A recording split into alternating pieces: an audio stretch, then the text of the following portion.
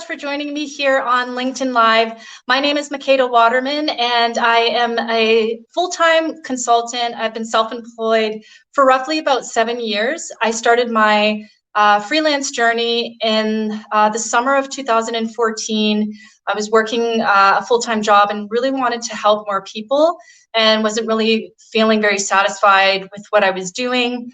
I decided to start freelancing in the evenings and on the weekends, pretty much just picking up freelance writing gigs on content agency websites, Upwork, these kind of sites, until 2.5 years into doing that, I was able to leave my full-time job and not go back to the employment quadrant, so to say.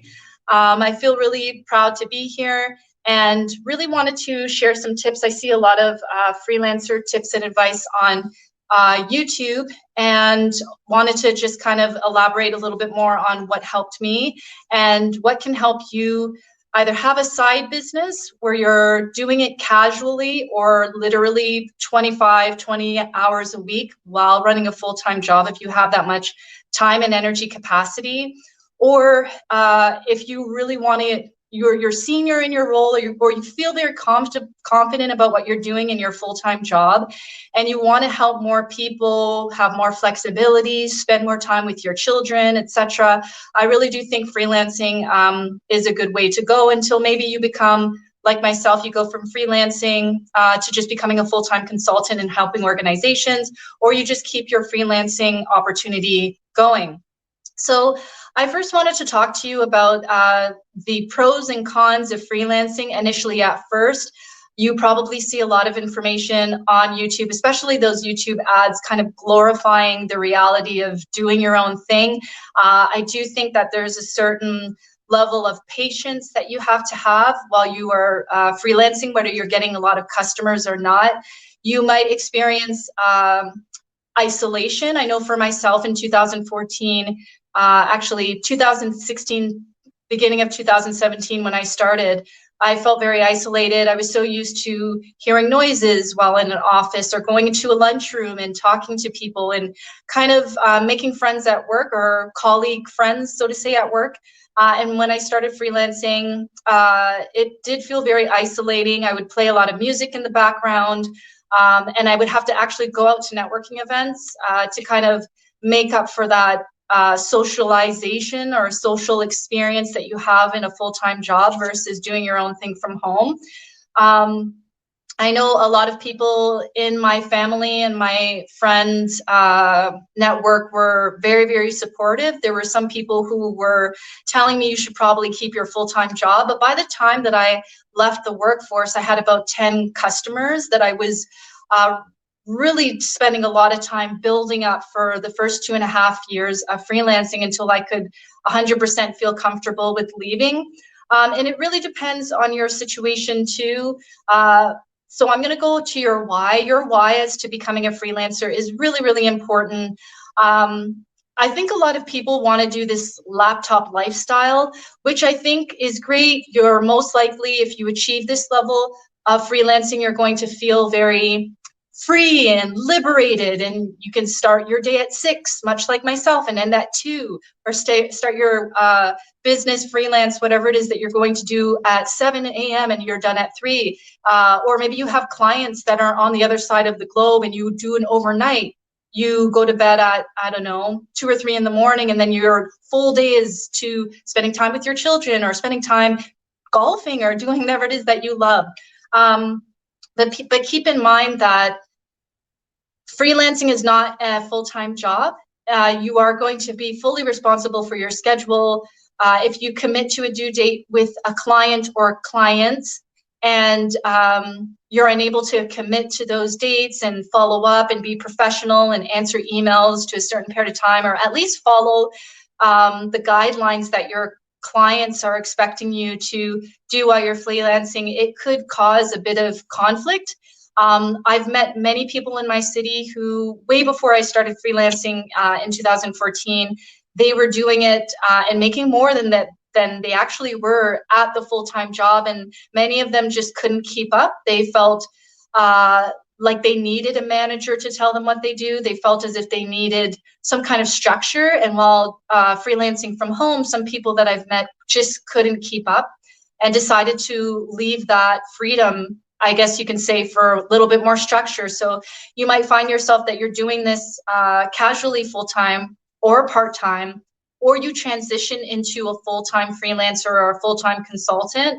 You might not like it in the end of the day. You might not like feeling isolated. You might not want to be patient for projects and things like that that come when you're when the slow times come, so on and so forth. But the one thing that I can say is, as long as you have a repeat number of customers, you never depend on one particular client unless you sign a non-disclosure agreement or some kind of contract that tells one client that, let's take, for example, you have a client that's in retail and you sign a contract stating that you can't work with other retail companies. It depends on the client that you get or clients.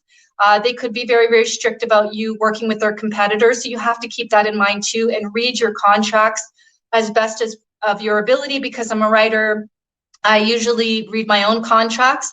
But if you feel indecisive, take that contract and bring it to a lawyer that fully understands the freelance side business reality, so that they can take a look at your contracts to ensure that you know whether everything that you produce, whether it's yours or the company's, and if you have some kind of non-disclosure where you can't say that you used to freelance for this company, etc. This especially goes for like ghostwriters, people who write copy for executives, and Fortune 500 companies quite often have to sign these agreements. And I have, in most cases, companies are pretty good with me when I do my consulting and I come in or I do my thing online. A lot of the time they say it's okay for me to put up work samples on my website or provide that to other potential clients. But you have to keep in mind too that there are some entities and brands that don't want the public to know that they're working with freelancers, contractors, consultants in the background, etc. And they might tell you that that product that you designed or that writing sample or that graphic design website that you produce for them, they might tell you not to share that with anybody because they simply want to keep it kind of like on a very discreet level, that they don't have third-party support. And you're going to have to respect that, or that can turn into a legal situation that you really don't want. Next thing, now that we're here on LinkedIn, I truly believe that LinkedIn is a gold mine for opportunities. Some of my best opportunities came from LinkedIn. And here's some things that I recently found out that you can take advantage of. So while you're freelancing, whatever it is that you're doing, you might want to look into creating a services page here on LinkedIn, which shows on your profile. I believe anybody can see this. And your services page just basically has a bit of who you are, what you do, your rates, or you can basically say that, contact your, have people contact you to ask about your rates or how your financial compensation structure looks like. You can also put work samples and links and things like that, and images and videos on your services page here on LinkedIn, as well as choosing search engine optimized keywords that will help people find you while they're searching for someone who has your skill set on LinkedIn. If you have creator mode, I would turn this on as soon as possible, and that's really up to your comfortability level. Because on your creator mode, you can go live much like I'm doing here, but you would have to use like a third-party app or platform to go live through the LinkedIn app. On creator mode, you can do newsletters, and you can do kind of Clubhouse-styled audio live streams versus video live streams, among other things. So definitely turn that on if you want to start going live and sharing your tips and advice so that you create awareness and help people at the same time who want to be in your shoes, who want to be in your industry or want to start freelancing much like yourself. Now, if you're open to contract opportunities through recruitment agencies, I know you probably noticed some people on their profile photos, they have something like, I am ready to be hired, or I'm open for work. I think it's the green little half circle. You can actually have the opposite of which only recruitment companies, HR representatives, recruiters at headhunter companies, recruitment agencies can see this information. And in that section on LinkedIn, it's kind of like the services page, but you just pretty much write the titles to which you have skills at, the job titles or consulting titles, whatever you want to call it. And you put whether you're available remotely, on site, and where you're located. And then that really helps HR representatives and recruiters really find you while they're searching for freelancers or independent contractors on the LinkedIn app. Now, depending on what it is that you're going to be freelancing, if you are selling or marketing to customers versus businesses and organizations, you might want to spend some time on TikTok. That's if you actually have like a product that you're selling. TikTok, I was reading a post earlier today by Gary Vaynerchuk, and he was expressing the importance for businesses and entrepreneurs to be on TikTok. In my opinion, TikTok and YouTube Shorts have the great reach with their algorithm. You can put something on TikTok and literally go viral within minutes, within days, within months. And the beautiful thing about the TikTok algorithm right now is you can have a viral post, you think it quiets down, and then it picks back up 2 or 3 months later. And you can do a lot of different things on TikTok, for example, like green screen. So maybe you have a green screen of a news article that's trending in your industry that might be related to your business, and you can create opinions and your feedback on whatever it is, just to show yourself as a subject matter expert. YouTube, I think, is great. Yes, it is a much more mature app, much like Facebook and Instagram, but YouTube Shorts algorithm is very, very ample. I don't think it's as good right now as TikTok, but it's a great way to increase your subscriptions on YouTube, show that you're a subject matter expert, do 15-second to 60-second videos on the app to I wouldn't say showcase your products and services, but maybe you can do storytelling and then a mix of products and services, tips on why people should use, I don't know, this skin cream, and not necessarily sell, but if that's your style, you're more than likely to do that. But building brand is really about building a connection with your audience before you ask for the sale, and that could take time. Online websites, and again, depending on what you do as you're going through your freelance journey, could be potentially good for you. I myself used to do them in 2014, 2015. I think in 2016, 2017, I started pulling away from those sites because I don't necessarily feel good about knowing that a website is taking 15 to 20% of a commission because I make a sale on their site, and they have absolutely the right to do that. But if you're starting out and you just want to, set up a profile on Fiverr or Upwork or one of these sites and kind of compete for bids, you put your bid out for opportunities that you feel you're experienced in being able to support that person or that organization with doing. You put your samples on your profile, and email notifications will come in that this particular company or person wants to either chat with you on the phone or wants to purchase your services. So that's how, like, Upwork, Guru.com, Fiverr. Contra is pretty good. However, it's a free site. And it's kind of like LinkedIn. You can put together your profile, and then what the algorithm does is it feeds you opportunities that could work well. You could be a video producer, a graphic designer, a website designer, a ghostwriter, a marketing manager. I can keep going. They will actually feed opportunities to you, and you either apply for them or not. Now, if you just really want to stay in a full-time structured role, you want to still have that full-time opportunity feeling where people are managing you and you're on a team, but maybe you're remote. Remotive.co, I believe it is, or IO, and Indeed also have a lot of contract positions, temporary opportunities, and freelance opportunities that you can set up through email notifications, and you'll get like daily or weekly, I believe, updates on opportunities that are work from home, and so on and so forth. The other thing I want to say too is don't be afraid to increase your rates, especially after a contract is about to end. Don't be afraid also to ask for a little bit more responsibility, or ask for certain things like certain period of time off because maybe you want to go back home for a month. Not every client is going to accept that, especially if you're going to be a full-time consultant within an organization.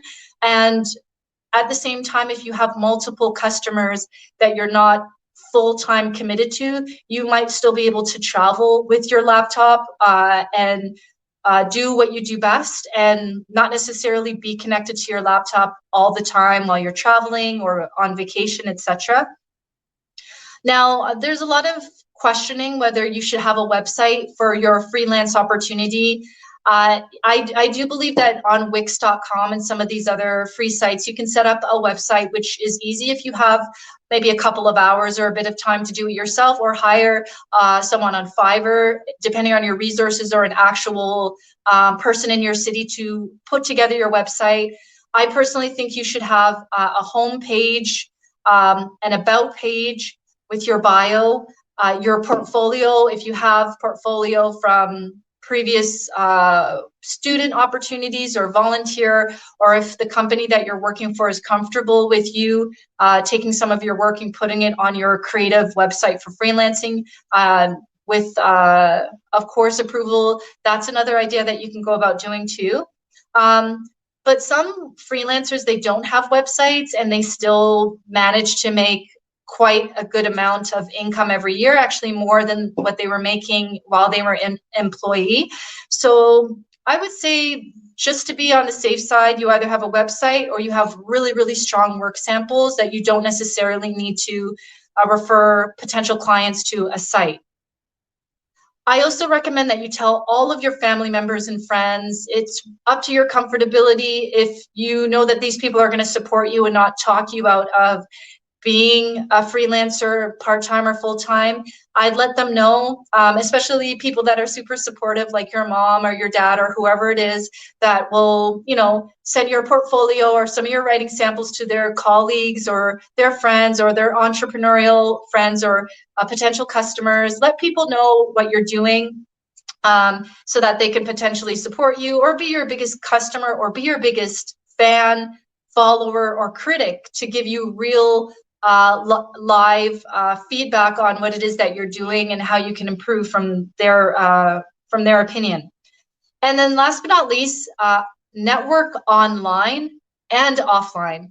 I myself, I do my best to go to at least 2 to 4 events per month.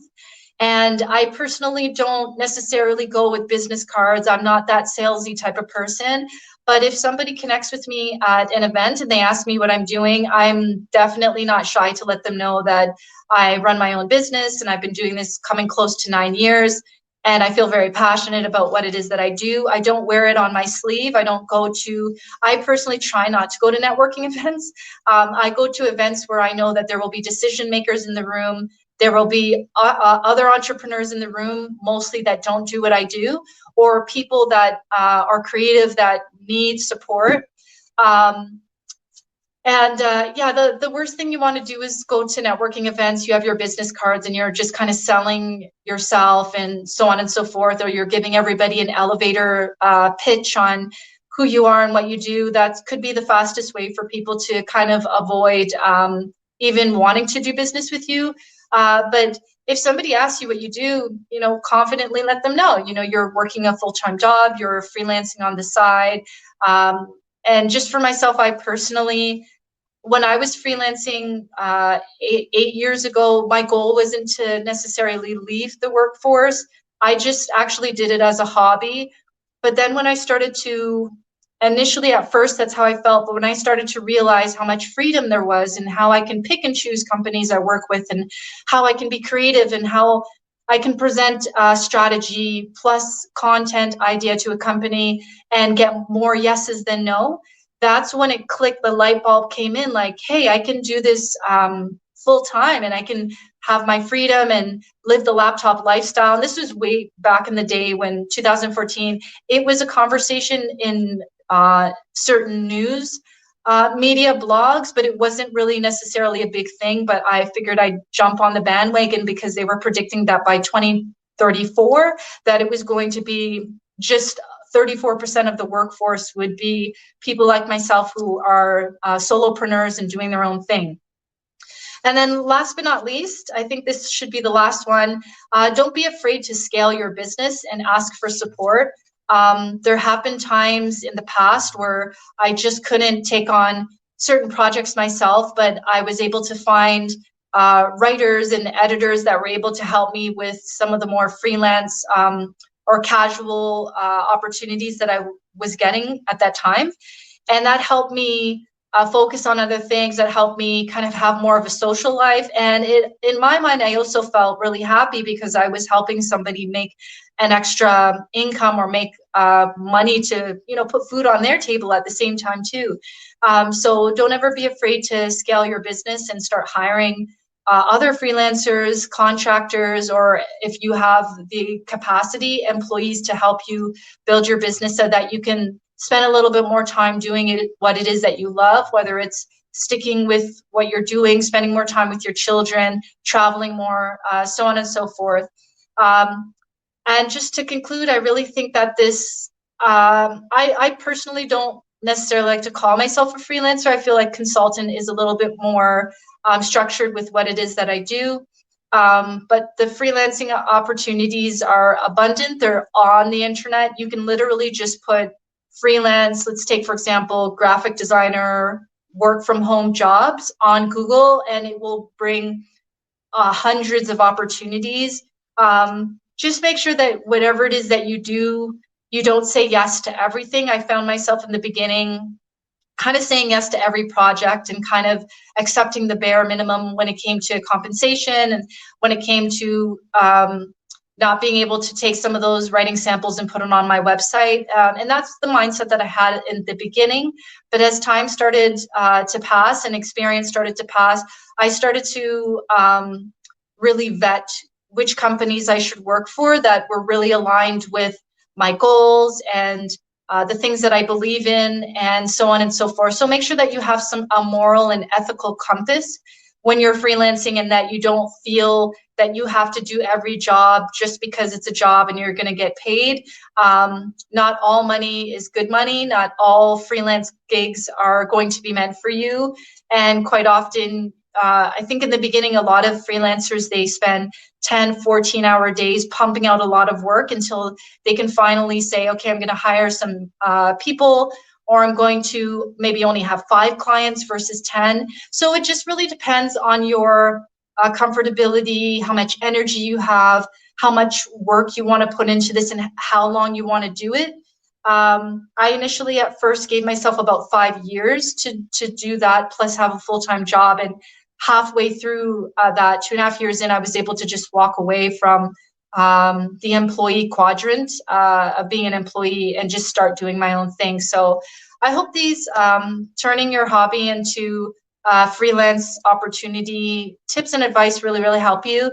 Anyone else who's watching, if you want to watch more of my freelance tips and advice videos, you can check out the link in my contact info or on my profile here on LinkedIn, and click the link and check out my YouTube channel. I have a couple more videos where I go a little bit more in depth into how you can go about building a name for yourself on the internet for what you do, to the point where you no longer have to submit your portfolio. Now people are calling you every day. You're getting emails every day, and you kind of set yourself up where you don't have to do as much marketing as you did in the beginning, because you have like this whole connection outside of social media. Actually, you have a bunch of professionals, recruiters, business owners, or consumers that actually want to buy from you because you're building your name online and offline, which will really, really help you with time management. If you have any questions below this video, feel free to leave them. Thank you so much for watching. I will do my best to show up the beginning of next week, and I'll make sure to share a LinkedIn announcement for my next live stream. I haven't quite thought about the topic yet, but I know it will be something that will help many of you that are on the line or will eventually watch later on. Thanks so much for your time. Take care and stay safe. Bye.